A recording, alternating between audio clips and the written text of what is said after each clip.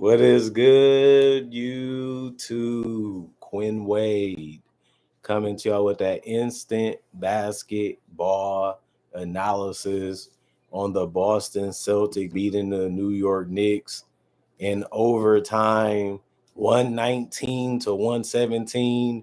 And to be honest, I'm so happy that we won this game, not just because I'm a Celtics fan, but because we swept the season series against the Knicks to show them that they not on our level.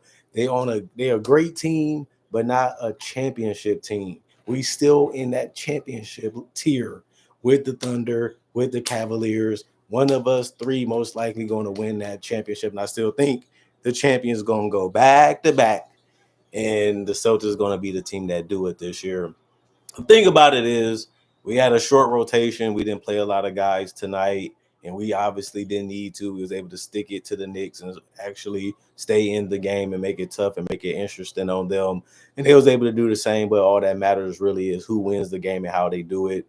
And I feel like guys like Porzingis and Tatum really stepped up, and they needed them to. This is why we traded for Porzingis. We thought that he can bring the floor space and bring mismatches and be able to take advantage of them, but also rebound and protect the rim. And that's a do-it-all center in today's game. We didn't put him at power forward. We put him at center.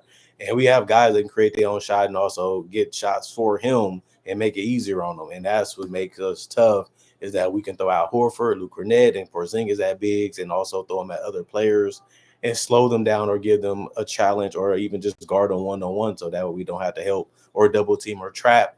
And it just become a fun game for us because nobody can really guard us in our offense. And that's something that's been shining for us this entire season. But we sweep them 4-0 in a regular season. We go to 59 and 20. And our road record now is 33 and 7.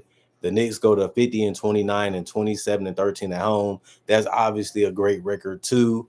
But the Knicks got off to a good start, 30 to 27 in the first quarter. They won that one. They also won the second quarter, 28 to 25. The second half is where the Celtics started locking down a little bit more, especially in that third quarter, where they outscored them 31 to 20. And then we did lose that fourth quarter, 29 to 24, but we was able to win overtime, 12 to 10. And that 2-point lead is all that we needed. Jason Tatum was just fantastic. There's nothing more to say. He played 48 minutes, which was the most on the Celtics, and honestly, it was the most in the entire game. He was probably the best player on the court tonight outside of Porzingis because he went 11 to 22 from the field, 4 of 11 from three, and hit a big one. He missed that free throw, but he made it up with the three. He was 6 of 8 from the free throw line. He did get 6 rebounds, 5 assists, 1 steal, 1 block, 2 turnovers, 2 personal fouls, and a plus to him, plus minus with 32 points. Kristaps Porzingis was 11 of 19 from the field, 8 of 13 from 3, 4 of 6 from the free throw line. He did get 4 boards, 3 assists, a steal, a block, 2 turnovers, and 3 personal fouls. He finished with 34, which was actually the most on the Boston Celtics, and it was tied for the most in the game with Karl-Anthony Towns of the New York Knicks. Drew Holiday was 5 of 9 from the field, 2 of 4 from 3, 4 of 5 from the free throw line. He did have 4 rebounds, 1 of those offensive with 3 assists, 2 steals, a turnover, 3 personal fouls, a plus 6 and plus minus. He ended up having 16 points. He was just picky on his shot selection. He didn't really try to be too involved or do too much. But I liked his defense. I liked his switchability. I liked that he knocked down some threes and got to the free throw line and was also able to make some easy attempts. 2, Derek White, he kind of scared me a little bit in this game. He took a lot of shots, 14 to be exact, but he only made 5 of them. I didn't really like the shots that he took. I feel like he should have been giving that ball to somebody else that was hotter, or he should have just been getting off the ball in general because he was making some decisions that I didn't like. But he was 4 of 12 from 3, no free throws. He did get 8 rebounds, 4 of them was offensive, with 9 assists and a steal, 3 turnovers and a personal foul. He was a -1 and plus minus. He ended up having 14 points. And just because Jaylen Brown didn't have a good game, he had other guys in the starting lineup step up for him. He only played 22 minutes anyway. He was 2 of 8 from the field, 0 of 2 from 3, 2 of 2 from the free throw line. He did have 5 rebounds and assists, 3 turnovers, and 3 personal fouls. He was a -2 and plus minus with 6 points. Anytime one of your best players can get 6 points and you still beat a legitimate team, it just shows how deep you are and how good you are as a team, especially because we never was stressing. We never was really forcing too many things. We liked it, our defense. We liked how we was playing. And Jaylen Brown didn't do much. He didn't really play that much. And we still was able to win this game. So that's a good thing for us. Sam Hauser, 3 of 6 from the field, 1 of 4 from 3. 2 rebounds, 1 assist, 1 steal, 1 block, 1 turnover. Plus 9 and plus minus. He had 7 points. Luke Cornett missed some easy ones around the paint, but he finished 0 of 3 from the field. But he did get 2 points because he made 2 free throws, and he went to a 2 from there. 3 rebounds. They all was offensive with an assist, a steal, a block, 2 turnovers, and 4 personal fouls by the end of the night. And Peyton Pritchard didn't shoot too much. He only shot 6 times. He finished 3 of 6 from the field. Went 0 of 3 from 3. That's something you don't see that much. 2 of 2 from the free throw line, 5 boards, 1 of those offensive with 3 assists, and a steal, and a turnover, and a personal foul. Minus 10 and plus minus with 8 points. The rest of the guys, honestly, didn't play, and we had a name list that was so long that you would say, how come they didn't play in this game? But they didn't play, and we still was able to win. 48 of 87, 46% from the field, 19 of 49, 38% from 3, 20 of 25, 80% from the free throw line, 38 rebounds, 26 assists, 8 steals, 4 blocks, 15 turnovers, 17 personal fouls. And then the New York Knicks, they got a big shots from Mikal Bridges, but he didn't really do too much offensively, and neither really OG Anunoby. Mikal Bridges was 6 of 15 from the field, 2 of 6 from 3. He did get 4 rebounds, 1 of those offensive with 4 assists, and a block, 2 turnovers, 4 personal fouls. He was a minus 2 and plus minus. By the end of the game, he finished with 14. And OG played 41 minutes, but he was only 5 of 13. He missed all his 3-pointer shots. He was 0 of 5 from 3 and 3 of 6 from the free throw line, but he did help on the boards with 8.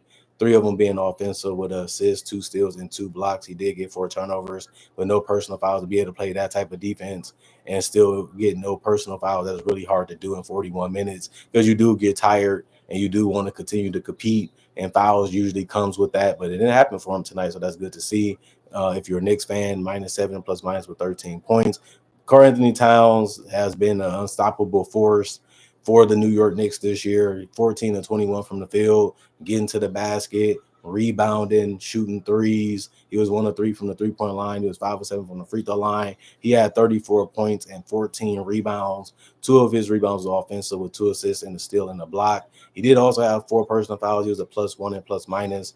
Jalen Brunson was 10 of 21 from the field, 5 of 12 from 3, 2 of 2 from the free throw line. He had 27 points and 10 assists, a double-double for him. And Jalen Brunson was really trying to score and really try to help this team win. It just wasn't enough. He did also have 2 turnovers and a personal foul. He finished as a minus 2 and plus minus. And Josh Hart continued to play as active as he could. He finished 5 of 14 from the field, 0 of 4 from 3, and 0 of 1 from the free throw line, but he did get a double-double with 10 points and 11 boards, 4 of them being offensive with 7 assists to go along with 3 steals, a turnover. He fouled out with 6 personal fouls by the end of the game, but he played 48 minutes, and he was a minus 5 and plus minus. Actually, you know what? Him and Tatum both played 48 minutes, by the way. Let me correct that right now. Mitchell Robinson was 2 or 3 from the field. He had 7 rebounds, 4 of them being offensive, with assists, a steal, and 2 blocks, a minus 1 and plus minus with 4 points. Cameron Payne, 3 of 7 from the field, 1 of 3 from the 3-point line, 2 assists, 2 turnovers, 3 personal fouls, 7 points.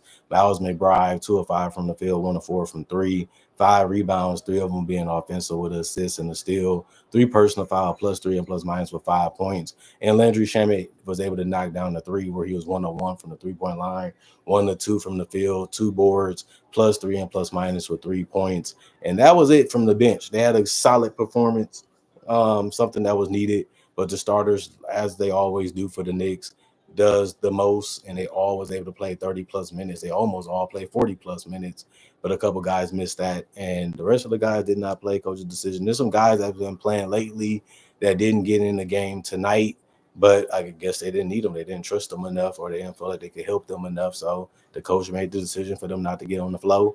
48 of 101, 47% from the field, 11 of 38, 28% from 3. They also was 10 of 16, 62% from the free throw line. They didn't make the shots that they needed to be able to win this game. That's been the problem versus the Celtics. The Celtics usually get the shots that they want, and they usually play well against the Knicks defense and their players. It hasn't really went that way for the Knicks. This was a better game for them, but they got the same result, which was a loss. 17 offensive rebounds, 52 total. They won that battle tonight on the rebounds. They also won the assist battle with 28. They also had 8 steals, which tied the Celtics. They had 6 blocks, which was more than the Celtics. 11 turnovers and 21 personal fouls. That's too many, especially because the Celtics are a good free throw shooting team. And they also is a team that can create turnovers and use that to their advantage. And they made the shots that mattered the most. So I like what I seen out of the Knicks. I like what I seen out of the Celtics, and I think this was a fun game to watch. And both teams was going at it, but the Celtics are showing we run the East. It's our time. We're not giving it up. We should be repeating. We should be doing whatever we need to do to continue to win.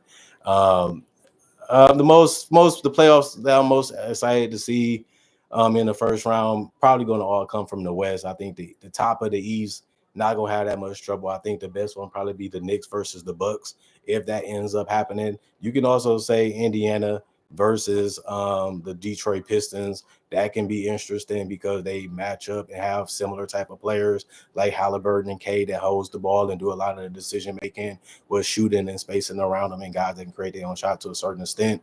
You can put them in that conversation. Some of the seasons is not locked in yet, so I can't make that prediction just yet, but I will be having more videos about that as I do playoff predictions and stuff like that on my channel. So that definitely will happen. And I'm actually going to cover the play-in tournament too. So y'all will know if y'all subscribe. If y'all want to watch the video too, it'll be out there eventually. But other than that, thank y'all for watching this video. Thanks for checking it out. I do comment, like, subscribe, and share. I do breakdowns just like this and various NBA only topics. I also do breakdowns with real footage of legends, current legends, rookies, and also future stars. I also do my drafts and draft coverage in general. And I also do so many other things that I got 30,000 plus videos already on my channel that y'all can watch and enjoy and possibly become a fan or a subscriber. Is up to you at the end of the day. I can't force you to do anything you don't want to do, but it will help me in a big way. Other than that, y'all stay blessed up. Hope you guys enjoyed y'all day. Thank y'all for checking out the videos. Thank y'all for checking out the channel. Thank y'all for watching my Celtics win another game against a team that wants to take our spot. We ain't letting it go that way this year. We're not playing no games like we did last year. And I do hope for all the Celtics fans that's on my channel or watching this video or gets the chance to watch it, I want to say we definitely want to win 60 games. That'd be an impressive feat to do that again. Other than that, my social medias are on my channel. Y'all can check those out if y'all want to. My email is on my channel if you don't want to comment or send me anything on social media. You can hit me up on my email that's on my channel also. And other than that, hope y'all stay blessed up. Thank y'all for appreciating the content for what it is. Thank y'all for continuing to come back and check out the content. Our goal this year is to make 2025 a better year than 2015. I think that's something fun to do. I think that's something interesting to do. And since you guys are still feeling my content and still watching my content, why not give us a good reason, a way to stay focused and put out our best work to the best of our ability to try to find a way to top a year that made this channel special in the past and also in the future, because a lot of those ideas I still use to this day, and you guys still love and enjoy those, and so do other people that show interest to this channel.